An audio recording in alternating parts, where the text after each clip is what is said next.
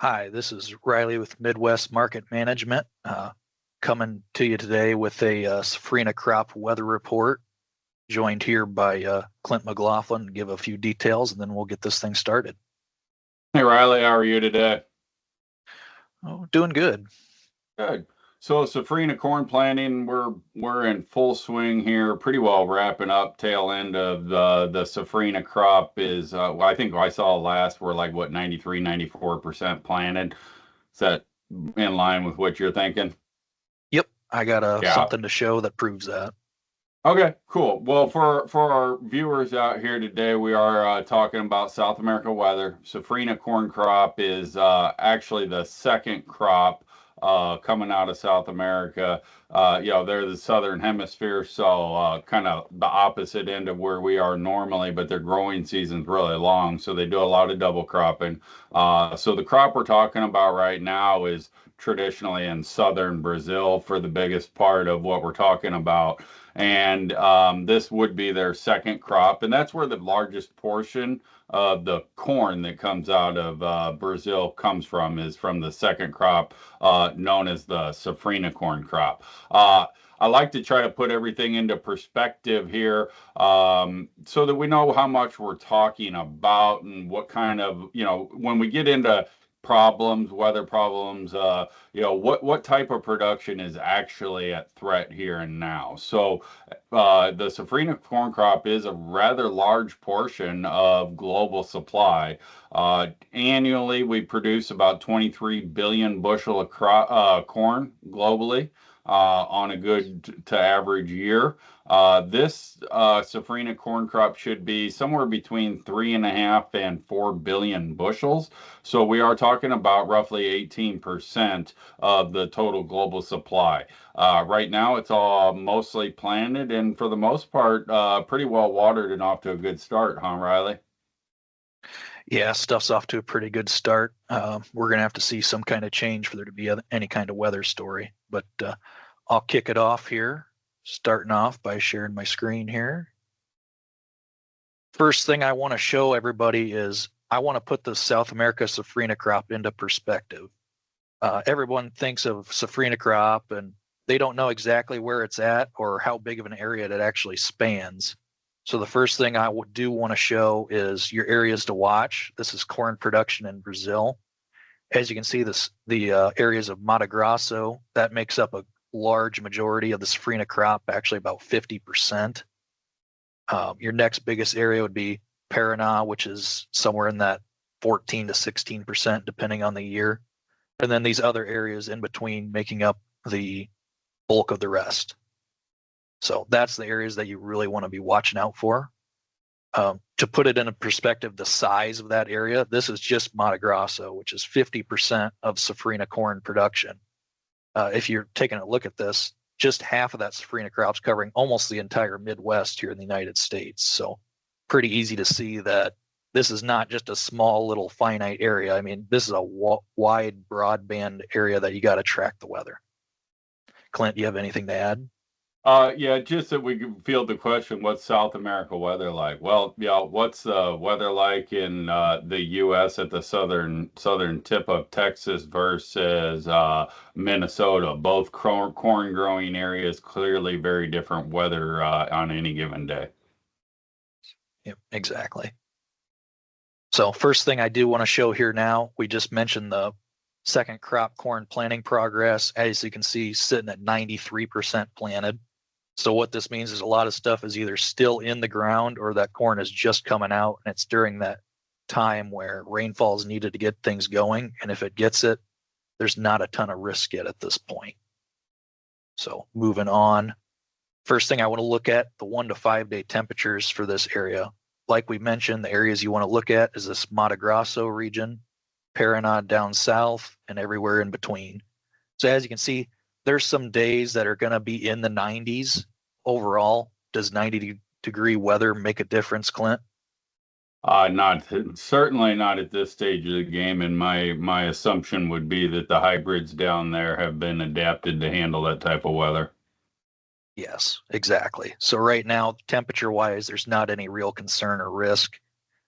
Looking at the 1 to 5, the 6 to 10 day, makes an even more glaringly obvious point. Not really any points in the Safrinha region that are scary. So moving on, if you look at the last 13 days of rainfall, you can see pretty much the entire region has had some kind of rain. So there's no real area right now that's absolutely lacking and in desperate need.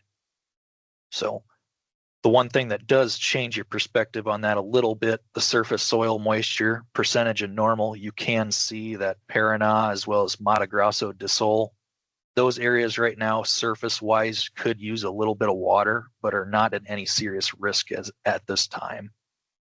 Subsoil beaten to the same drum. Mato Grosso, your prime area, green, everything looks good there. The southern area of the Safrinha region is the only stuff that really could use any kind of rainfall right now.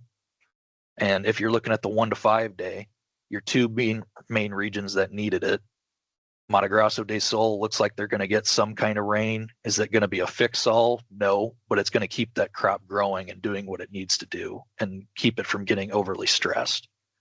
Paraná is the one region where there could be some kind of risk if there isn't a more substantial rain, but at this time, it's not a factor in the market whatsoever. 6 to 10 day continuing to prove that point. If you look at Paraná, it is only 16% of the Safrinha production. So we're only talking about a small little finite amount of that Safrinha corn that's under risk right now. So then if you also look at it from a 1 to 13 days perspective, everything's getting rain. There's no reason for there to be any kind of weather rally coming out of the Safrinha regions right now. As of all that said, would you pop back to that map here for just a minute, guys? I really love these 1 to 13 days because we tend to particularly when we start looking at U.S. weather a little closer, we tend to get more sensitive, and if I like to zoom out and to a wider range of dates here, because if you look at a 1 to 5 day and you see these maps with no color on them, ultimately your mind starts to become concerned about the crop. When you look at it from a 13-day perspective, I mean, for the most part, we're pretty good most areas of the world with today's genetics. I mean, if we're not getting rain every 7 to 10 days, that's not always the end of the world. The other thing I'd like to point out, which isn't an issue here and now, but they do get a lot more rain down there. And I'm not an agronomist, and I'm not down there, but my understanding of South America is their soil profiles don't hold the moisture as well as we do here in a lot of the United States, particularly in the Midwest. So it is more important that they continually get this rain and that they can go from in good conditions to really needing a rain significantly more rapidly than what we do, particularly when you're holding temperatures in the mid to upper 90s or low 100s. So for right now, everything looks very peachy, but stay tuned. We're going to be doing these broadcasts on Tuesdays and Thursdays. We feel like looking at the weather twice a week is pretty ample, particularly from a farm marketing perspective.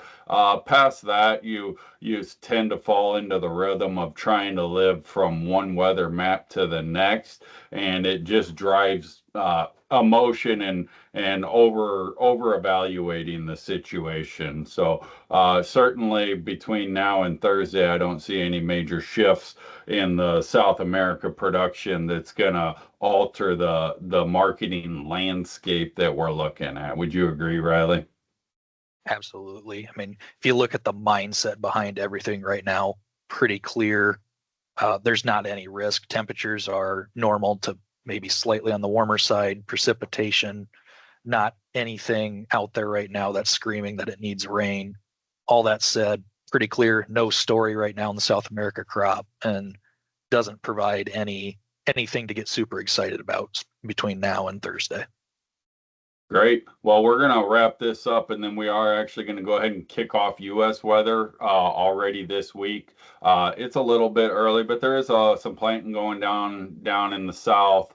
So weather's kicking on, and we're just going to start going through the motions now, start looking at some of the things we're concerned about or looking forward to, as well as start trying to reel guys' mindsets in here, get them focused on what's going on. And, you know, we really like the structure of these maps. We put a lot of time into which maps to show and why, because the structure of how we look at weather is probably different than that of a lot of other organizations out there. So we're going to go ahead and kick off with U.S. weather. You'll be able to watch that here today as well.